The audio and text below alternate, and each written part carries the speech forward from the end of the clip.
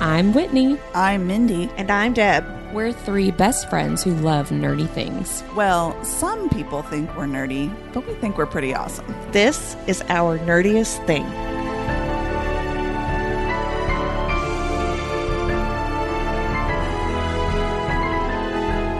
This season, we are discussing Jennifer L. Armentrout's From Blood and Ash, all of the books in that series, plus the Flesh and Fire series as well. We are spoiler friendly, so listen at your own risk.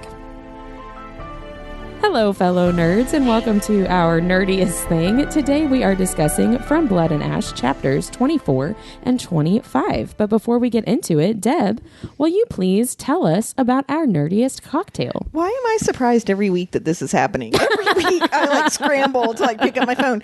And for real, 30 seconds ago, I picked up my phone, got into the recipe. You said, let me make sure I get the cocktail. And then I was like, wait, I don't know what's happening. Well, you got distracted by Mount Vernon. Well, that's true. We're not talking about that on this episode. You guys can learn all about it on our interview with Elizabeth Kirk. Mm-hmm, mm-hmm. Yeah. Mm-hmm. All right.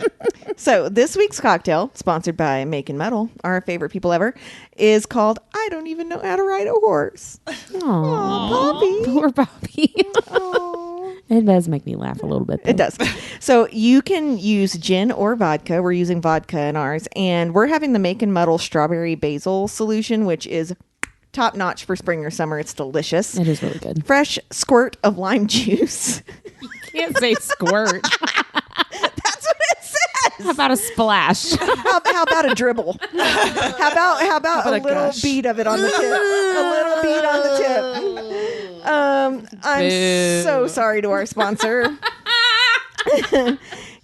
You top that little bead of fresh lime juice with Prosecco or some other dry bubbles. But seriously, it is so freaking It is good. really good. Delicious. Yeah. Really, really good. You put everything in a shaker except for the Prosecco. Don't do that because it will explode on you. Pour that in a little glass, put some dry bubbles on top, and then you're like, get it right off the tip. That's not what I sound like. when I That drink. sounds like Nesta under the dining room table. Yes, it does.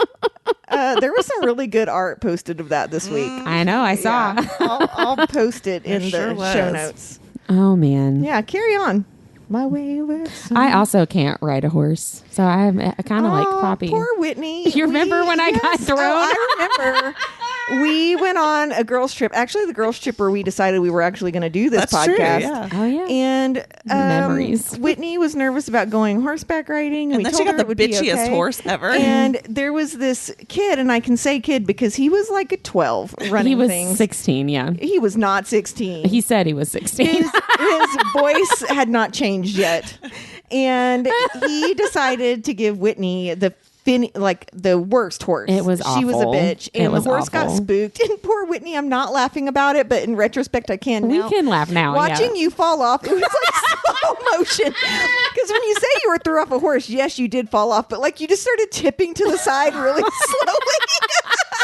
And the horse goes into a ditch. And then I look over and your poor foot is stuck in the stirrup and it's dragging you behind. And I felt so bad. It was terrifying when it happened. It was so for sure. scary when it happened. But now I'm watching it in my mind and I'm like, that is really fucking funny.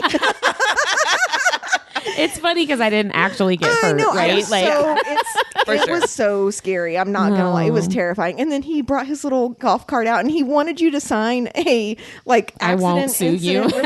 I won't sue you. Wait, He hadn't filled it out. He didn't know how to fill it out. And I was like, Whitney, don't sign that piece of paper. Did he not even know where it was? Oh, he couldn't find it. Yeah, No, he couldn't that's find because anything. he wasn't old enough to read. Oh my gosh, it was so. You know what I could have used was a Casteel I know. to right? ride with me and be like, "It's okay, ma'am. Come on, Casteel doesn't call anyone ma'am. And he doesn't talk like a cowboy Were you either. riding with Blake Shelton? What's wrong with you? Ew. I know. Exactly. Do not put that in my mind's eye for Casteel. Hello, Mama. Hey there. What did she say on New Girl? Hey there, Mama. She does. It's okay, Mama. Oh man. Well, so that was fun. That was a fun. fun ride down memory lane. Oh, Down poor memory Whitney. Oh. We will get you back on a horse someday. We're going to stay on a think straight line, and we're going to tell him you need the pony. She was a No. big ass horse. Yeah. Was she the one that kept eating, or was it Deb's? No, it was No, hers. well, she didn't keep eating. She just kept walking into the bush. She kept smacking you.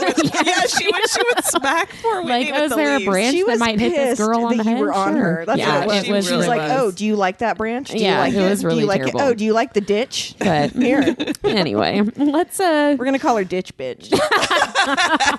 that is accurate. It is. Well, Mindy, you spun the wheel of I names. did. Someone's going to do the recap. I really hope it's me. It actually is. It is me. I have Oh, to say, good. I feel like the Whitney of this season, because remember last season you never. I know. and now I feel like I never get it. Yeah, it's like somehow the wheel knows. I feel like Mindy right? took her name off the wheel. Is what she did. I told you guys a long I time do ago think I to might like have put rig an it. extra one or two Whitneys on there because Well, I mean, you might as well because I never used to get picked. So, all right, I'm probably still going to suck at this, but away we go. Okay, Hawke and Poppy are in the garden, and he's like, "Let's go to this willow," and she says, "Okay." So they go, and he has her sit on his lap, and they make out, and it is hot, and she is enjoying the moment, and he feels conflicted, but he's super into kissing her. And so then they get up and run into Victor, and that's super awkward, and they go well, Hawke just pieces out, and then something horrible is happening inside, and they go into the great right and find that the Duke is hanging there. I left out a lot, and I don't yet know that you and did. yet I didn't. Yeah, you didn't. You're right. That was a good recap. yeah. You did a wonderful job. I'm super proud of you. Thank you. So before we get into the specifics of, I was going to say this. I'm really sorry. Now I want to know. I was just going to say the specifics of the specifics. It just doesn't make any sense. The specifics of Hawke's dick.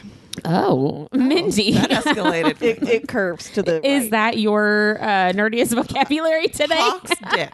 That's how you say what's it. it say in What's it say in Urban Dictionary? About Hawke's dick. I bet it says something. I don't have any Urban Dictionary this week, Boo. unfortunately. I know. There wasn't a whole lot to choose from, actually. Yeah. But there's a word that came up that is one that is very prevalent, and it's harbinger. Oh. It's not Hawke's dick. I thought it was going to be like, something a little more Saucy? sensual Yeah, than no. The. harbinger. It's the word the. It's an article. Well, no, because, they think she's the harbinger of death. Yeah. And it's part of the prophecy and everything that kind of comes out at the end. And I actually thought it was harbinger, but it's harbinger. Harbinger. Got a harbinger in my pants. Tell me what you thought it was again. Harbinger. I thought it was harbinger too. Harbinger instead of harbinger. Okay. Like it's I was like, I don't think I heard the You're difference. saying bun, and not bin. Harbinger. Harbinger. Okay. JLA really likes this word because she has a book called The Harbinger too. Oh, isn't it like the whole series? The series is called the Harbinger Yeah, I think series. it's like Yeah. her word of the day toilet Yeah. paper. Well, here's what I found different about it, because I always thought it meant something bad. And Whitney's laughing at me. No, I'm laughing at her. She said a word of the day, toilet paper. Sorry, it's an episode of Friends, and I just thought about it. Okay. So Jaunty. I thought it was something bad too, actually. I always thought it meant it was something bad, like a Yeah. bad omen or whatever. But Merriam-Webster says it's one that initiates a major change, meaning a person or thing that originates or helps open up a new activity, method, or technology, a pioneer. Or it means something that foreshadows a future event, something that gives an anticipatory sign of what is to come, like an omen or a sign, which in my mind, that always goes to bad. But yeah. The word omen is a negative word. Right. But it doesn't necessarily have to be, because have you ever heard like the birds are a harbinger of spring? No, because that sounds like they're going to kill me. It sounds like the Ravens movie the by Hitchcock movie. Yeah. I mean, Yeah. I guess. I don't know. Is that from a Hitchcockian film? Because the birds birds, are the yes. harbinger of spring. No, that That phrase. I don't know about that. It's just Yeah. an old white guy standing there. That does make me think of all the different times in book 2, and I guess a little bit in book 3, but mostly book 2, the kingdom of flesh and fire, when they're talking about, well, this could be a good sign. It doesn't have to be a bad sign. And I literally always thought that was just Hawke, like, trying to make up for yes, everything. like Yeah. trying to make Poppy feel better about Yeah. stuff. But that's just. But in this the- one, what- she is- that's she just does what it bring is. good change, technically. That is Yeah, true. she does. In this instance, it's when he's talking about stuff going on with his family and his mom and dad when they're young, and they knew. He said, "I knew it was a harbinger of something bad." Yeah. And I immediately went there also, but it doesn't necessarily have to mean that. I just don't ever think of. I've never heard that used in a positive sense, but maybe that's just how we're culturally using it. Maybe. Yeah, that makes sense. It does have a negative connotation Well, in and it's my a word brain. that just sounds negative. Harbinger. Harbinger. Harbinger sounds different. It sounds like something else. Sounds like a dude I'd meet overseas. This is Harbinger. He's blonde, blue-eyed, tall. Well, thank you for just like my sharing husband. about Harbinger. Harbinger. It's a very nerdy, our nerdiest vocabulary. The word has lost all meaning. I know, right? I know, right? Yeah. It doesn't even sound like a word anymore. Yeah, I agree. So let's get into Hawke's pants. Hawke and Poppy. Yeah. And so they're in the garden. He has told Poppy that he's going to help her basically not get over what happened with Rylan, but try to like replace bad memories with good memories, Oh, right? and Dude, does he Rylan ever? died like a week ago. I Get past know. it. Get past I know. Well, I don't think he wants her to get past it, but he's trying to be helpful because he does feel bad that it's his fault that he like ruined the garden for her with the whole thing with Rylan. Like that's his fault ultimately, you know? I mean, yeah. So he's trying to like make up Does for he it. feel bad about it though? Yes. I don't feel like he feels that bad. I think he feels bad That for, she's sad? Yes, I think Not he bad for doing it. right. He Okay, feels gotcha. bad for like the emotional effect it's having on her, and like taking away one of like the one now that he knows her and knows that the garden was like one place that she could go and enjoy and not be Yeah. locked in her room. Like he took that away. Now, You know? let me ask you this: when they get under the willow tree, if the first time you had read this, if under the willow tree they had fucked, would you think this book was good?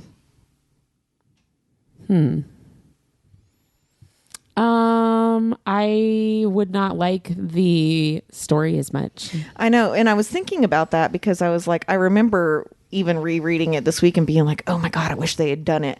But it would have been so out of character for her. Right. It wouldn't have helped with like his inner conflict, right? Of kind of falling in love with her. And I like that slow burn. It I do has too. to And she be a wouldn't get slow fingered in the burn. forest, which is nice.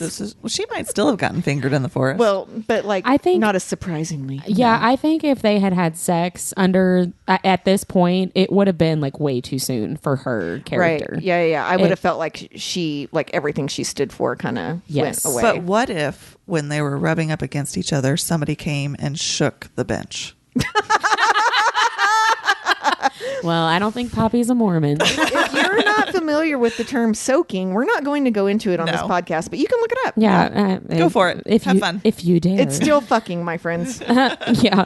So, in basically telling her, I'm going to try to replace these bad memories with good memories with the garden. Like it doesn't have to be a horrible place. He, again, is vulnerable with her and talks about the caverns and how that was one of the last places he saw his brother. And now he doesn't want to go back because he feels like it should be different. And again, he's being vulnerable with her, right? Like he doesn't talk about this stuff with hardly anybody. Did you catch that he said, essentially he had to stop going to the caverns. He stopped going with his brother when they were younger and then with his best friend a few years after that. And for those of you that have read along, we find out, and I don't know if it's book 2 or 3, but the girl that Hawke was in love with, Shay, we talked about her last episode. That's who he's referencing right here, which becomes a little bit of a thing for Poppy in the next book because he keeps calling her his best friend, which that would hurt my feelings too. That's worse than being in love with someone to me. Like, I'm like, oh, you lost your best Here's friend. the thing, though, on that timeline. He says, I lost my brother, and then I lost my best friend a few years later. Wasn't Malik there for 50 years before all I that stuff think- went down with Shay? But a few years to an Atlantean. That's could what be I was going to 50. say. Is that where we're looking at? Like, Well, but he also could be losing his brother. He could be talking about when he was taken captive because that's he true. was taken captive and then traded for his brother. So that's right. the That's right. start of his captivity was the start of the separation with his brother. Right, You know right, what I right. mean? Yeah, yeah. So I so think sad. I think that's what he's talking about. Like they were separated. And then he also lost his best friend. Gotcha. In Gotcha. that process. But makes my sense. question with that whole thing is the way that he talks about it, it sounds very much like it was the three of them. And I'm like, where was Kieran? I was thinking the same thing. Yeah, that's a good point. And also, where was Preela? Because Preela would have been Malik's bonded wolven, and Kieran is Casteel's bonded wolven. And it seems like when you have a bonded wolven, like you guys are like Hanging out bosom all the time. buddies. Maybe he's omitting parts of the story to make it more believable. Yeah, or maybe. something. But Yeah. it's just every time he talks about it, like it's like Kieran's not there at all. And we don't even know about Malik's bonded wolven until book 4. Right. So, or maybe it's mentioned. It must be mentioned or before that, but I just think it's weird. Like it sounds like they're not there at all, and I'm like, shouldn't they? Wouldn't they? Especially Maybe they were Kieran. keeping watch or something. Yeah, maybe that's true. Maybe they were standing outside They were guarding. the cavern. That Probably not, though. I don't know. It's just a question that I had. So throughout this entire conversation, as they're walking through the garden before he takes her to the willow tree, she senses that he is conflicted. And so going back to some of the Hawke POV stuff that we've read in previous episodes, his plan is to take her like from the garden at this point, right? Oh yeah. So he's supposed to go under the willow tree, get out of sight from everybody, and then leave and go meet Kieran, kidnap her, take her to the capital. Like that's the plan. Right. And so I think that at this point, as they're walking through the garden, he's still like, I'm supposed to do this. Like Kieran's out there. The rest of everybody's out there waiting for me to take her to the willow and then leave the garden and like take her. And he's feeling conflicted. Like, am I actually going to do this right now? Like, what am I doing? This. You know, The whole thing, and I don't want to spoil it too soon, but the whole thing that happens with the Duke, that we find out at the end of this chapter, that wasn't part of the plan though. So like, maybe once that happened, he already was starting to think things weren't going to go the way that he was already planning. See, I don't know, because I feel like he thought, well, I'm going to leave anyway, so True. I'll just kill the Duke on my way out. Because if he had done his plan, he would have never been. Exactly. He would have killed the Duke and then left and never nobody been seen would've- again. Yeah. So I don't know. I don't think he decided until they were under the tree Right. whether or not he was actually going to take her, because he tells her later, I couldn't take you because I knew that you were going to hate me that way. Well, steal her. You were going to hate me, and I wasn't ready for that. I didn't want you to stop seeing me as just Hawke, right? Yeah. So they go through the garden. They're holding hands. She's holding his hand. He's not just leading her, like they're holding hands together. She says she cherishes it. And I wrote down, like, I bet he just feels so guilty. Yeah. Like he's having this conversation and trying to make her feel better. He's telling her he's going to replace these bad memories with good ones, but is like, and I'm going to kidnap you. Right? Like he's just feeling so guilty at this point. Here's an interesting point about that. Before they go to the willow, she mentions that she smells lavender. Mm-hmm. And of course, I go to my nerdy floriography, right? And what does lavender mean? And it typically is given the meaning loyalty, love, or devotion, but it can also symbolize distrust because it's after a Victorian legend of the dangerous asp that killed Cleopatra after hiding under a lavender bush. Ooh, interesting. That is interesting. So I don't thought think that I knew was a that. very cool twist, a cool spin on that whole thing. The positive and the negative meanings. Yeah, that is really interesting. Yeah, and she says too, before they get to the tree, he's talking about losing his brother, and Poppy says, "I hope you get to see him again." And I'm like, oh, I bet he felt so like ashamed and guilty because his plan is, I'm going to see my brother again because I'm going to kidnap you and give trade you for him. Yeah, well, give you to these evil people that like are monsters and you just don't know it. But I'm going to use you to get my brother. Like, thanks to you, I'll see my brother again. Right. Yeah. I just was like, oh, that's got to hurt. So then they get to the willow tree and he's like, this is my favorite place. Let's go underneath. Which I thought it didn't seem like he was lying when he said he had never seen one before he came to Macedonia, but Poppy was surprised that he had never seen a willow. I thought that was weird. Odd. I think she's saying that because her point was if he had been at the Capitol, there are a bunch of willow trees at the Capitol. But he actually was at the Capitol. I thought she said that there weren't any at the Capitol because of the way that the roots grew. Oh, I don't know. Sorry. I thought she was saying there were some at the Capitol too. I thought but he was actually there. But no, I think she said he probably wouldn't have seen it at the Capitol because they don't really grow there because of the weird roots. But that if he grew up in a farming community, she didn't understand why he wouldn't have seen it. Well, and like they don't have any willow trees in Atlanta at all. I don't know. I just think that's weird. Yeah. I just thought that was a weird little detail. But I guess maybe it's just a writing device to show like his outsider status, right? Maybe, like he's acting like he belongs, but he doesn't really. I just thought it was kind of weird. So I wanted to talk just a little bit about willow trees before we get into what happens. Yeah, what happens at the willow tree. And I found like a lot of different things.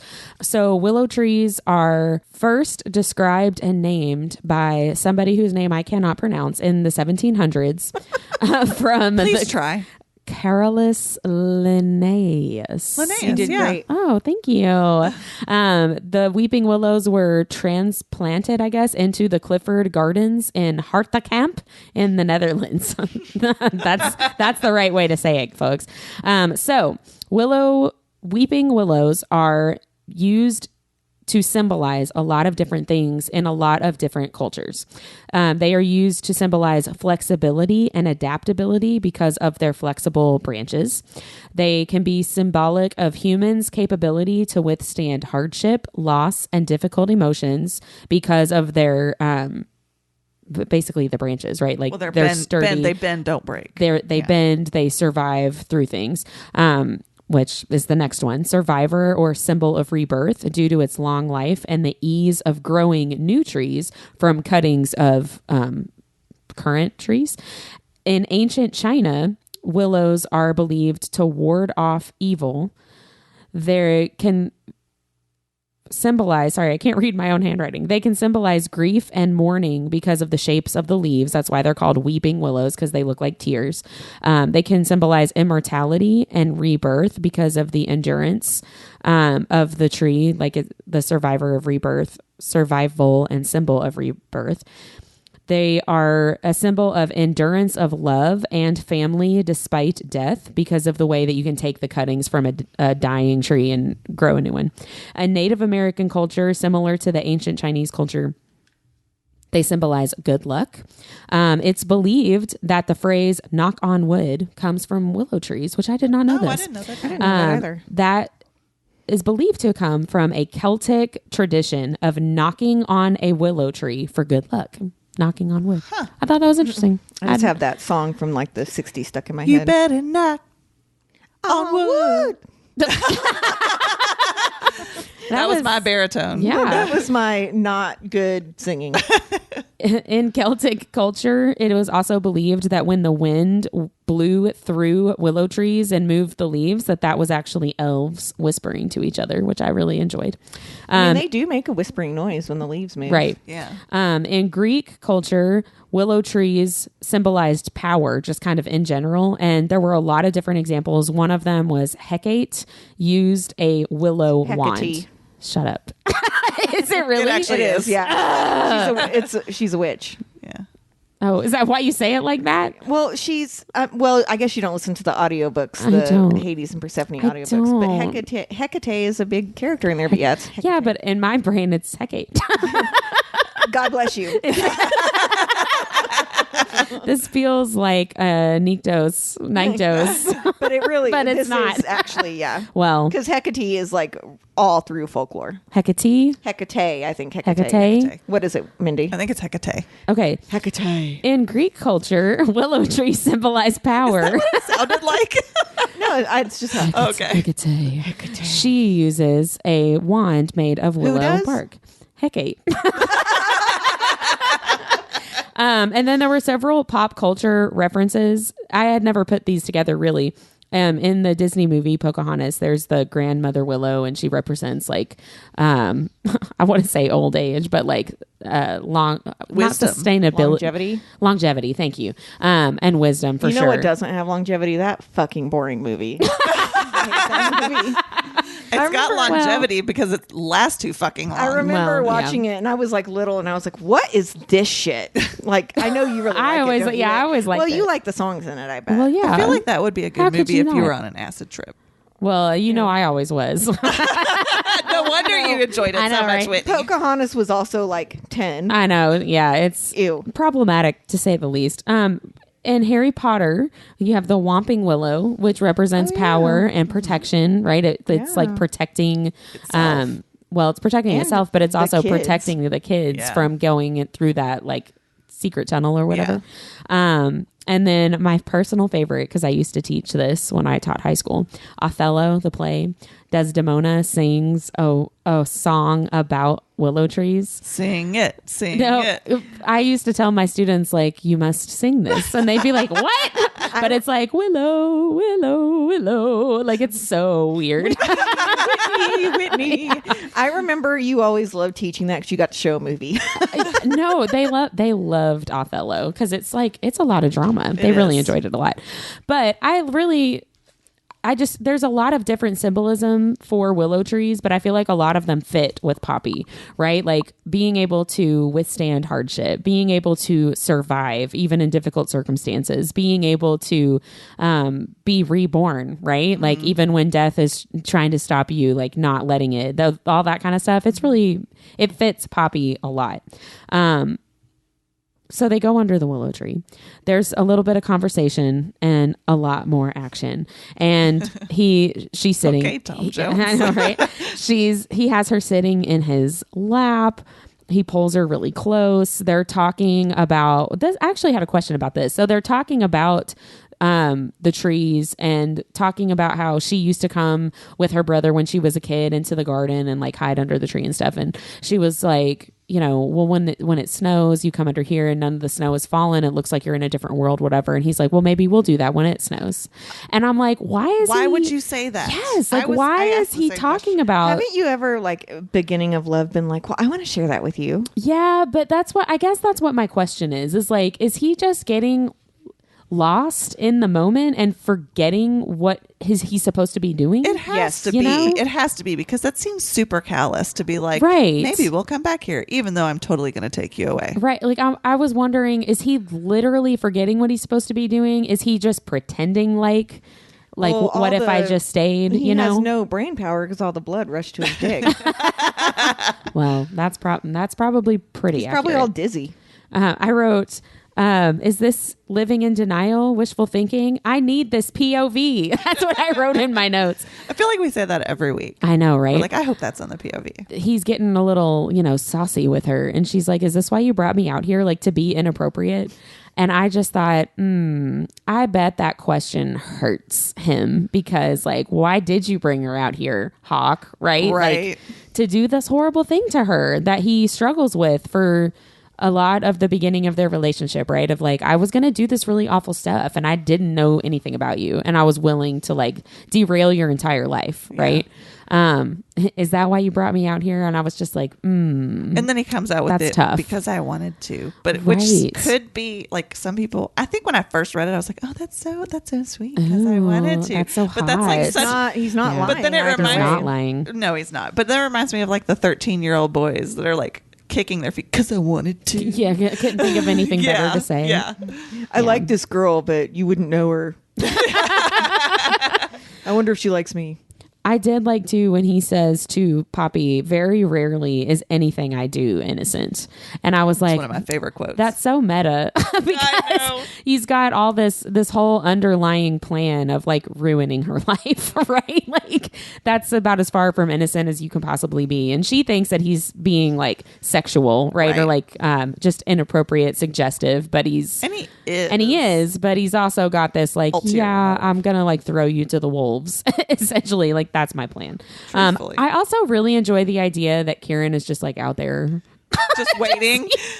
Like he's somewhere close. And I'm assuming like Niall and Emil and like their whole crew, they're all out there waiting for him to bring the maiden and Listening to them make out. exactly. Like I'm like, they've got to be And close probably enough. smelling them too. They've got to be close enough to hear Wouldn't it be this, so right? embarrassing though to know that all your friends were listening to your moves? I mean, He's I got just- him though. And then he's like, and then, the friends are like, oh, fuck, not again. Come on, man. Right. I don't know. You I keep just making us wait out here for nothing. I know they're waiting somewhere, and I just would love it if they're waiting close enough to hear all of this. I want to know that they're on the other side of the tree. I know. Like, I just think Giggling. that's so hilarious. Or Kieran, like, are you kidding me? Like, come on, man. Or like, Kieran's like, dude, are you asking him another question? she did ask several She questions did. in this whole thing. And then he says two things that I've always thought are just so sweet and swoon worthy. First of all, I love when he says, if I do anything you don't like, I give you permission to stab me. I know. I just think that's so funny. But I also really enjoy, like, he's very serious and he says it more than once. Like, if I do something you don't like, tell me and I will stop. Right. And you believe him that he actually will. Because sometimes Well, and characters, guys, will be like, if you don't like it, I'll stop. But then they don't, right? Yeah, because they're jerks and they just want to get you in bed. Right. But I also love how this is the beginning of him giving her the choices that she never had. Mm-hmm. You know, he's giving her this choice. If you want to do it, okay. If you don't, you can stab me. Yeah. And he would enjoy and that. I'll get even more turned on and then Exactly. beg you. Right. Yeah. So she does tell him he's a bad influence. And I love this line where he says, only the bad can be influenced. Yeah. And then he's she just- says it's faulty logic, which I think is so cute. He's just the best. But he says the super swoon worthy line, I don't care what you are. I care about who you are. And that's like, nobody looks at her like that. Everybody only cares that she's the maiden. Well, right. and she responds with it. It had to be the sweetest and most perfect thing anyone could say. Yeah. Yeah. And to her, that is because nobody ever just sees Nobody her sees as her as Poppy. her. Yeah. And I wrote down there are so many layers to this about I care about who you are, because he definitely does mean it as I care about you, Poppy, not the maiden. But he also means it in terms of you are the queen's favorite. Therefore, you are The useful. redemption factor for my brother. Yeah. You're useful to me. He cares about who she is in terms of like, you aren't who I expected you to be. And so that's making me question this whole plan and like what I was planning on doing, who I thought I was doing this to. And ultimately she is his heartmate and he just doesn't know it yet. Right. So like that, all these layers that as a first time reader are lost on you. But then when you go back, it's like, ooh, this is all, everything has more meaning. What's it like? Ooh. Props to you, JLA. And he basically says, you know, your life as the maiden is the worst, right? Like you aren't allowed to do anything. And he says, you want me. And I wrote, I wrote that down. What you want is me, and she says that doesn't matter, and he says what you want should always matter. Right. And again, he's still like making sure she knows that she's important and not for the reasons that people are telling her she is. And yet He's still planning on taking her. I planning know. on kidnapping her and using her to get his When do brother you back. think he switched? When do you think he changes his mind in this whole? Right here. Right at this I moment. think when she asks him to kiss her. Yeah, Okay. I think it's this whole experience under the He's tree. wavering. Yeah. Because he sent Kieran and all them to wait for Do him. you wonder though if like, and I think we'll find this out, were Kieran and them running late? Was he stalling and then she asked him to kiss her? I don't think so. How do you know? I don't know. I just don't think so. I think he was stalling, but I think he was stalling for himself. Well, right. Yeah. Yeah. I don't think I can't imagine that he would ask Kieran to be there like in this situation and Kieran would be like, sorry. Yeah, Kieran's probably there the in last person that would be late. They could get You know what? stuck They up doing could. anything though. You Well, know? there were those fires. That's true. Like there are those fires. Oh, The yeah. dissenter. We find out in the next section that the dissenters started fires. So maybe they did. Yeah. But when he talks to Poppy about this whole scenario in the next book, he said the way that he says it makes it sound like Kieran and them were like waiting out there, like they were already there. No, I do agree. He's stalling for himself because he doesn't want to do it, right? Like he knows that's the plan, but he just doesn't want to. And so I don't even know why I wrote this down, but I wrote, he loves her so much. That's all I wrote down. So he's very clearly conflicted. And she asks him to kiss her, right? So it's her choice, which is important to him and very important to her. And they have super awesome makeout session. On that note, it's time for a cocktail. Oh, yeah. Yes. Craft cocktails don't have to be fussy or ingredient heavy. Make and Muddle is here so that you can have a delicious 3-ingredient cocktail every time. Spend more time reading and less time mixing. Make and Muddle. Cocktail evangelists here to spread the good news about booze. I'm going to have to just read some of my notes from this section. So I wrote, finally making out. First, sweet and gentle, and then his emotions and attraction take over. And then I drew a heart. I feel like I'm listening to fan fiction right now. It gets better. And then he touched her. Right? So then I wrote down this quote. There was just want, so much of it. It heated my blood, set fire to my senses. Hawke shuddered, and a sound emerged from the back of his throat, half growl, half moan. The hunger behind our kiss should have scared me, and maybe it did a little, because it felt like too much and not nearly enough all at the same time. That was my favorite I know, line. right? I love that. And then I wrote, he pulls her to straddle him. They're all pressed together. She runs her fingers through his hair. Good God. So it is, so much happens in 4 pages because, you know, even later in this particular series, there's some sex scenes that are like pages and pages. And believe me, I am not complaining. But she is so succinct here, but says so much. Oh, yes. And all it does is like, you're literally on Poppy and Hawke's side, like grappling for more, like begging for them to go further than they actually do. Well, and this whole chapter, I feel like JLA does such a good job writing different kinds of tension because all of the different things that are happening, like in his dick. No, all of the different things that are happening, you're like you just said, like you're right there feeling whatever Poppy is feeling, right? Like all the way that the different ways she is experiencing all the stuff that happens in this chapter, you're right there feeling it too. So right? I will say, unfortunately, in some bookstores, this is shelved as YA. It is not, for the record. Definitely isn't. But I will Stop say, doing that, books. I will say, if you were under 17 or 18 and you read this, I don't think the scene would resonate with you the same way. Probably not. You have to have had like a really good, passionate make out session with someone. And I'm sorry, guys, if you think you're passionately good making out with someone at 16, just you wait. You have not had good kissing yet. Like, I'm serious. Like, so if you're reading this, you're like, oh, they really like each other. But I think if you read it as an adult, you're like, I remember that. Yes. Or if you're single and dating, that is still happening, right? Right. Yeah, I really love the way that JLA builds the tension here. You know, talk about that slow burn. Like, I love it. It's so good. Like, good God. I'm burning. Right? For sure. I love it when I can read a book and I get butterflies in my stomach. Like, I'm there. You know, Yes, me too. And that's what this was, especially like in the very beginning, going back to when the chapter first opens up and she's just said, I want you to kiss me. Yeah. And he says, I wrote it down. Gods, he breathed, and one hand returned to my cheek. You don't have to ask me twice, princess, and you never have to beg. I know. And I got butterflies and chills. I'm getting chills right now, actually. I know. It's Although I kind of hope, based off my own current unlocked kinks, that in future books, kink unlocked, ching. I hope he makes her beg a little.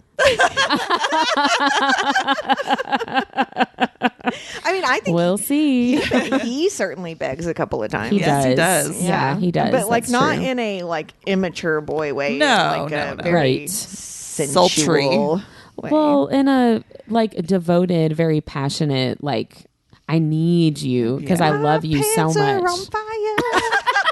I'm like, We can change the subject. I'm uncomfortable in my seat right now. In the books where they're like, she clenched her thighs together, I'm like, this is hard. Right. She says, Poppy says, I felt alive, like I was finally waking up and I never wanted it to stop. And I wrote, they are so hot. I love it. The passion is hot. It's like I was reading over my notes earlier, like, what was I on? When I wrote You were these full notes. of lust, darling. Like, Yes, you dang. were. He stops her. This made me laugh so much. He stops her and is like, we need to like chill out for a second. And she says, I don't even know what the whole sentence was, but I just wrote down, despite being confused by his words and the fact that we weren't kissing. That made me laugh. Like, why did you stop Why'd you this? stop? Yeah, like, what's going on? So he basically is like, I need to take you back to your room because I'm about to lay you out on the ground and like, fuck you. Like, it's basically No, what he he says, says. I was seconds from taking you to the ground and becoming a very, very bad guard. Yeah, I love And then that. she says she's a bad maiden, and I really love what he says to her. I know. He's like, Yes. you are a perfectly normal person, and what is expected of you is bad. Yes, I love And then that. he says she is a bad maiden. He's like, you naughty, naughty maiden. Yeah, Kink no. unlocked. Well, because I think that, again, he's the only one that talks to her and looks at her like Poppy and not just the maiden, right? So he's constantly like saying things like that to show her like, no, you're not the maiden. Like, you're a human person. Yes. And, you know, your brain and desires and whatever doesn't go away just because someone gave you this title, right? Mm-hmm. Which I really loved. And then this next section, I love the way that it's written so much. Going back to how JLA is so good at writing tension. So he's like, let me take you back to your room. And so they leave the tree. They go. Hang on a second. Back up for a little bit, though, because they spend like a good deal of time basically just snuggling after they've decided they have to go back in. And this part made me so sad for Poppy, because have you ever been in that situation where you didn't want something to end so bad because you knew when it did, you'd have to go back to your shitty life? Well, and that's it. She's thinking this is it for her forever. This is it, This is yeah. her only opportunity. She even says, what did she say about, I had all night for everything to become a memory. I had a lot of nights for that, or something like that. Yeah. Like, she basically is saying, I'm going to enjoy it. I'm going to enjoy right it while now. I can, Yeah. because I've got my entire life to just remember it as a memory and Right. And not experience Yeah. it anymore. No, that's true. I really liked that too, where he's like, let's go. And then it's like, well, okay, sit in my Sure. lap a little longer. Like, that's fine. Because he's, I think, feeling that Probably exact same needed- way. Yeah. Quite frankly, if you're thinking about dudes, he probably needed his erection to go down before he stepped out from under the willow. I feel like with Hawke, though, he always has an erection. it's just like an extra like- codpiece area built into all his pants. I feel like when he's around Poppy, it's just like constant. there. You know what I mean? So like it's everyone's so used to seeing him with an erection, they don't even notice when he has one. right, exactly. Like, I just feel like that's, normal. just how Hawke's built. Right. I just feel like that's normal for him. But no, I feel like Hawke felt the exact same way, right? Like, Right. because he's got that same, she just doesn't know it, but he's got that same, like, when we leave this tree, I have to either take her or deal with the fact that I'm not going to take her, right? Like, it's the same kind of deal, just a different Different spin, situation. yeah. So they do leave the tree. They walk back through the garden, and I love it. They like turn the corner and freaking Victor. There's your fucking dad. Dude, listen, I've been caught by a parent on more than one occasion. So have church. I. At least once at church. Probably more than once at church, but that is like the worst feeling of just instant dread and humiliation and shame. The Like, secondhand embarrassment Oh I my felt for gosh. Poppy. Okay, but you know what? It comes all the way back around, and your kids are younger, but I bet you can attest to this, Mindy, is like you feel the same thing when your kids get older and you're watching a movie and a sex scene comes on. Oh, for sure. You're like, oh, and you remember, I don't want to be here. remember when you like were old enough to watch those movies with your parents and like it comes on and you're like looking at the ceiling and stuff. I'm doing Yep. that now, but as the parent. Yes. And then I'm like, I'm not supposed to like this. My kid's sitting right here. Like, you know what I mean? And I'm like, so Boo. it does. It comes back around, Yeah, it does. unfortunately. Well, isn't that just great? There is a book that my daughter doesn't want me to read that she read a couple of years ago that she didn't know was really smutty, and it's always been on my TBR, but now it's on my TBR shelf, and she keeps looking at me. She's like, "Please don't read it." What book is it? A King So Cold. Oh, I've not heard of that I one. know. I don't know that one. That's on my She said TBR it's now. like she said it's in like the first chapter, and remember we were at Craft Weekend and she called me and she's like, "Mom, like this book is really smutty," and I was like, "So how far are you into it?" She's like, "I'm almost to the end," and I was like, "Well, how early was the sex?" And she goes, "First chapter," and I was like, "Well, that was probably Well, you're your all in indicator." now. Yeah, I guess you know about that now, don't you? But I guess I better tell you before I finish the book, just so I can say I told you. She doesn't want me to read it for that, but then like for the same reason, I don't want her to read Court of Silver Flames. Right. Well, I don't really need her to know what those references are. right.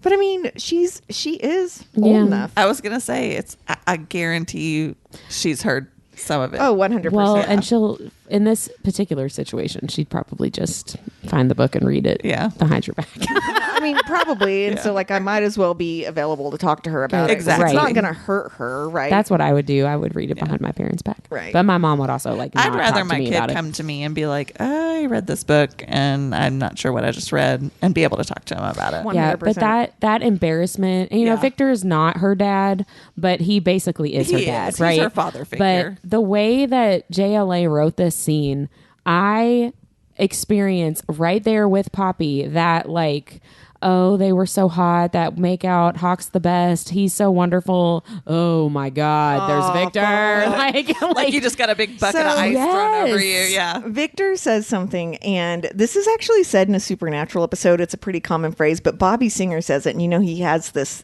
thick Southern accent, right? Oh, yeah, And he goes, and so when I hear Victor say it in my mind, and the narrator does it a little bit in the audiobook too, I'm hearing Bobby Singer's voice, and he's like, boy, I may have been born at night, but I wasn't born last night.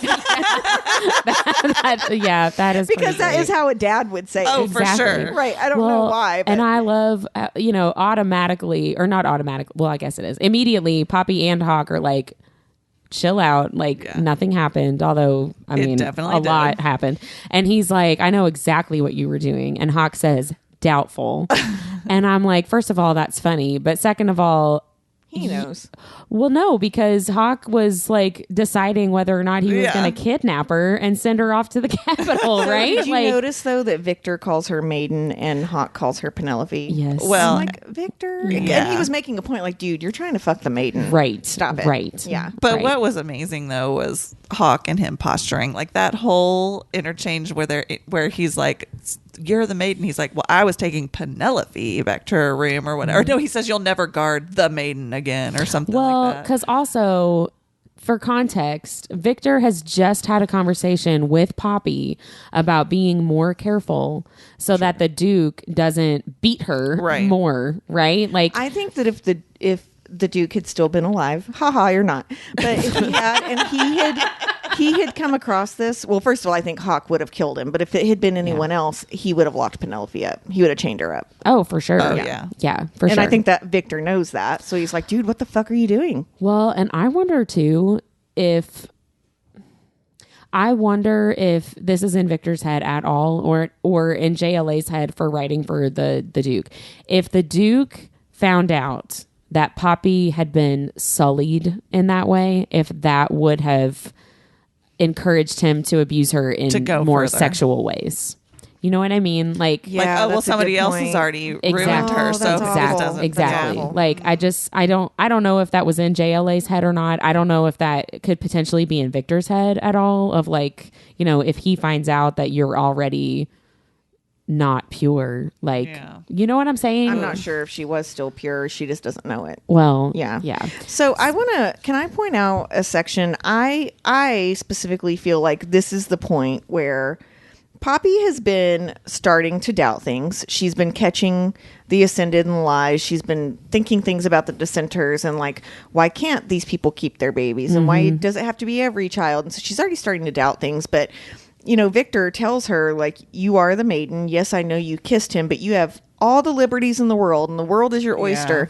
And I hope you don't mind me reading all this. It's 2 big No, paragraphs. this is but the most this is- heartbreaking. Yeah. Yeah, no, I think section This that's is for me. where important. she realizes she can no longer be the maiden, even if she hasn't told herself that Yeah. yet. So she goes, you don't understand. I can't celebrate my birthdays because that's ungodly.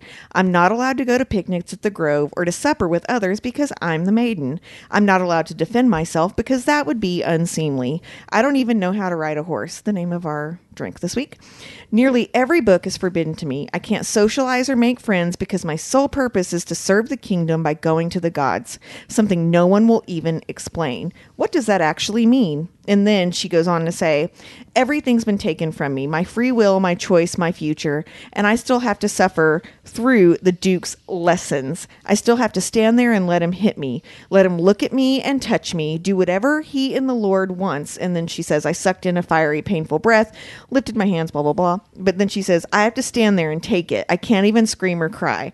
I can do nothing. So I'm sorry that choosing something that I want for myself is such a disappointment to you, the kingdom, everyone else, and the gods. Where is the honor in being the maiden? What exactly should I be proud of? Who would want this? Point me in the direction and I'll gladly switch places with them. It should be no shock that I want to be found unworthy. And I'm like, oh my God. I know. And the fact that, number one, it's taken her, 13, 16 years to realize this at this point, and like that she is being held captive. Yeah. And like Hawke has given her hints about this, which I think opened her mind, but she starts to realize like kissing someone does not change ultimately who I am. Right. And all you guys do is treat me like shit. And I mean, she pretty much calls Victor out on letting the Duke hit her. Yeah. Like, why is all of this okay if I'm so special? And Yeah. so this is, I feel like, when she made up her mind. Oh, She's for done. sure. Well, and I think too, I feel like Hawke isn't necessarily showing her that it's not okay, because I think she knows like my life sucks, but it's more like it doesn't have to be that way.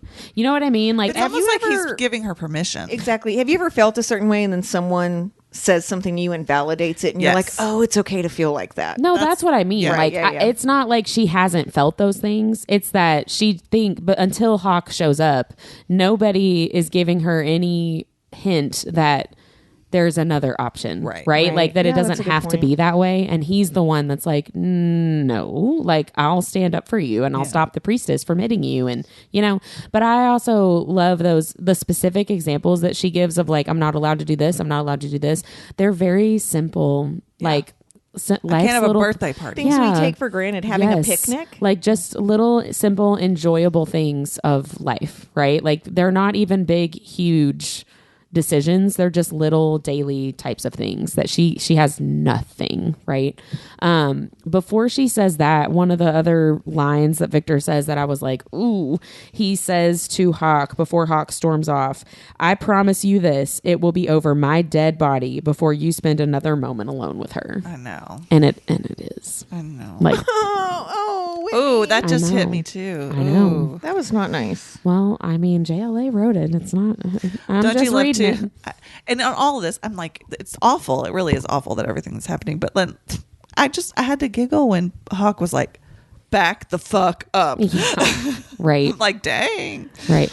Well, because Hawke too, you know, and I don't think I've ever really thought about this until this particular reading. You know, Hawke is walking into this confrontation with Victor in the middle of this like emotional storm happening inside him, right? And he's like upset with himself and he's frustrated at a situation, and I'm sure he's frustrated that like, you know, why am I so conflicted about this? Go back to your friends and be like, I can't do it. Exactly. I can't do it. Exactly. My brother now does not matter. Exactly. Right. Like he's got all of this stuff that's going through his head that he is trying to deal with. And then Victor is like, don't you make out with her. And it's like, dude, come on. you. You're right. Yeah. Like, I don't just hush you and let me go. I love how he like Hush runs. you. You're so sweet. I love how he like runs off too, which I made know. me He think just, of Twilight. like you said, he definitely pieces out. yeah. Like it he makes me pieced out. think of Phoebe running. He just like takes off. Yeah, Poppy turns around and it's like, how did he go so fast? Like, where did he go? I thought that was really funny. But yeah, when she says, like, who would want this? And it's like, literally nobody. No one. Nobody would want this, right? Like, a very valid point. And everybody, Victor, stopped telling her that she should be so proud and so, feel so honored. Like, no, this sucks. And so he's going to take her back to her room. And then there's a huge commotion inside the Great Hall. And I loved how, you know, these are huge moments that have just happened for Poppy, right? Like this whole makeout scene with Hawke, this embarrassing getting caught by Victor, and then this realization, not even realization, but just admitting out loud like how she really feels. Mm-hmm. And she immediately is like, no, my best friend is in there. Exactly. She's not focused on herself at all anymore. She immediately pivots to the people that she cares about and what she can do to help protect them and make sure that She they're didn't safe. even say what if Hawke's in there. All Right. she cared about Yeah. was Tawny, which I love. exactly. Yeah. So can we talk a little bit about the Duke? Well, yeah. So This is great. It's this huge commotion, right? She goes in and discovers that the banner fell down and revealed that the Duke has been in the Great Hall here's this my whole question time. about that. Did nobody notice the lump behind the banner? I think They're all Was it out- drinking and making out. I'm and sure stuff. it had to Was it have hanging been like further out or hanging something? further out. Yeah. So it That's does just so crazy say, to me. I saw what had broken the rod, what hung from the remaining rod, I guess. Rope stretched arms outward and so much red streaked pale skin. So this is the first time me reading this that I realized that the Duke has been crucified. Yeah, so, I never realized that. Right. I mean, I just thought that he was hanging there with the what is The it called? cane. The cane through his chest, which is kind of essentially what's holding him up. But he crucifies him across the wall with rope and then shoves the cane through his heart. So I unfortunately got really interested in crucifixion after reading this because I wanted to know why crucifixion's a thing, where it came from. And I've never really thought like how someone dies from a crucifixion, and it's really, really gory. I did put a trigger warning on the episode, but I'm going to go ahead and say it now. This is very, very intense violence, crucifixion is. So, maybe skip ahead 5 minutes if this is going to bother you. So for those of you that don't know what crucifixion is, it's the execution of a person by nailing or binding them to like a rack or a cross. So if you are a Christian, the most famous form of crucifixion would be Jesus, right? And so crucifixion was a method of execution that was invented by the Persians in 300 to 400 BC as a severe form of punishment.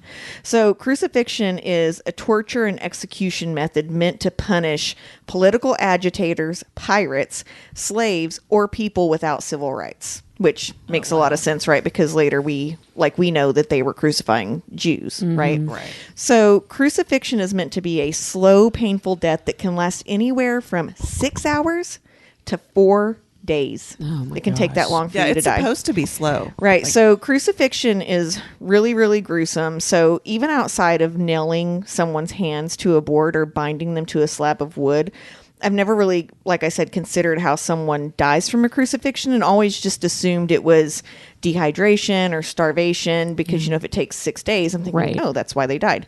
But unfortunately, it's much more severe than that. So whenever someone has their hands nailed to a board, what it does is it causes severe major nerve damage in your hands whenever they go through the palm, causing excruciating pain to shoot up your arms for hours and hours and hours. So when you're hanging there from your arms, this is really gruesome. I can see Whitney's face. I'm sorry. Your shoulders and elbows dislocate, and your arms can stretch up to 6 inches longer than their Oh my previous normal gosh. length Because of dislocation. from the dislocation. Because your whole body weight is being hung from your hands, right? So whenever someone is crucified, sometimes they will break their legs. And the reason why is you have to use your feet to push on the board to breathe. And the reason why you're doing that is whenever you are hanging from your hands and all the weight is down, your diaphragm can't lift with all of the weight on you. So your air stays in your lungs and your body essentially fills with carbon dioxide. And so they break their legs so that they can't push hold up and themselves breathe. up. Right. So 'Cause they'll what they would suffocate. do is they'd push their feet against the board to go up so they can inhale. Yeah. So what happens when your body collapses in on itself like that is you can't exhale. So you can breathe in, but you can't breathe out. So your body fills with carbon dioxide, and your body instinctively wants to breathe. Right. So what happens is your heart rate increases and pushes the blood through your body faster, aka it's pushing the CO2 through your body faster.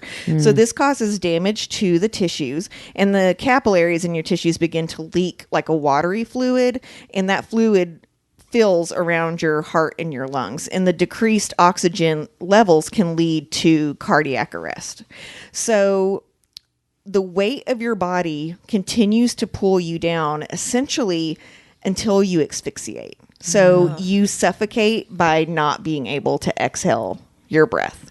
So I can't imagine hanging there for 6 days, not being able to get oxygen. Like it's horrible. So one thing I really wanted to look at is this still happening today? And unfortunately it is. Is it really? There are parts of the world where crucifixion still happens as a penalty to rapists. So, I mean, I know. I wish you could see my face right now. It's like that one meme Listeners. of the girl that goes through all the motions. Like she's like, maybe, no, yeah, oh, Right. yeah, okay. And again, like, I'm not sure if anyone deserves a death No, like that. I I mean, know. that is really, It is really horrible very- to make someone essentially suffocate on their own breath. Like, that is just terrifying. And there are some other articles that talked about how, like, your flesh won't tear at your hands because of like the muscle network, but it will tear like at your feet when you're trying to like push yourself up. And so like your bones can break on their own because you're pushing so hard, because your body is instinctively trying to survive. Right. It's right? so, like a subconscious thing. Yeah, so I'm not gonna lie, I'm kind of happy this happened to the Duke. and you know, there's a lot of lore around crucifixion and why this is such a horrible way for the Duke to go, and it is the way that people were executed that did not deserve dignity in death, which I find really Oh, interesting. that's ironic, Right. Yeah. I find it interesting that JLA has him crucified whenever they did this to the worst of the worst people that didn't deserve any kind of kindness as they were dying. Well, and what's also interesting is that there's a real parallel between how the Duke is killed and then displayed and what Hawke does later with Jericho. Exactly, right. Because they are the worst of the worst. They tried to hurt someone that was innocent. Right. And that he That's loves. interesting. And don't forget, too, that Jericho is alive for like a whole day after he's pinned up on the Right. wall. So Yeah. it's really kind of terrifying when you think about it. It is. Yeah. It's horrible. So please, I mean, let's not do that to people, you all. I know. That's crazy that still happens. I know. Did It it say happens in- where? Yes, but Oh, I don't want you to don't wanna say. say. Okay. I don't want to offend any listeners or anything Yeah. because they're not doing it, right? Right. But if that does happen in their country, they know that it does. Well, so sure. I'll just leave Yeah. it at that. So I will say, too, above the Duke is written in blood, the mark of the know. Dark One. And then it says, from blood and ash we will rise. So riddle me this question. For several episodes, we've talked about psychopath or sociopath. So we know that Hawke crucified someone and wrote in blood his battle cry. So is Hawke a psychopath or a sociopath? Because we love our characters gray, but this is some pretty dark shit. I mean, I think I'd say psychopath. It's calculated, It's but and he cold-hearted. can hold it It's not- together. it's not hot-headed. He never told Poppy what he was going to do, and he came back to the right knowing what he had just done I know. and played it off. I know this. I know you don't want to say Hawke is a psychopath. I was gonna say. but I he know. is. I know he's a fictional character. but I can't call him that. But He's I a have- psychopath, Whit. I have a really hard time assigning him that title. Here's the thing. Here, I don't want to sign it either. here's but the I thing. think He'll still fuck you. He would like it if you called him that. But that I would mean, totally turn him on. We're gonna give him the same diagnosis as the Duke. Yes. He tears people's spines out. He tears people's hearts out. He nails people to walls and leaves them there and smiles about it. But what people are he? What people he doing that to?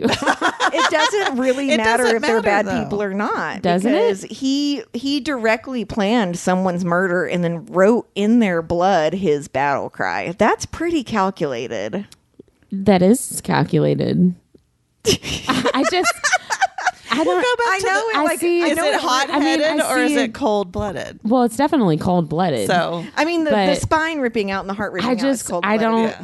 I don't see him as a psychopath. I But think. he also, a psychopath, also planned someone's abduction for 19 years Mm-hmm. and is able to pretend until he falls for her that he likes her. I That's will true. say the only thing that would make him not either one is that he is capable of love. Of turning it off. He can turn it off. He has. Well, no, capable of loving someone. He has a conscience. He has ability to have empathy for other people. He has the ability to feel his own emotions, and we know that because Poppy feels his emotions. right. Right. So like that. So you that's don't think part of it psychopaths too. can feel their emotions?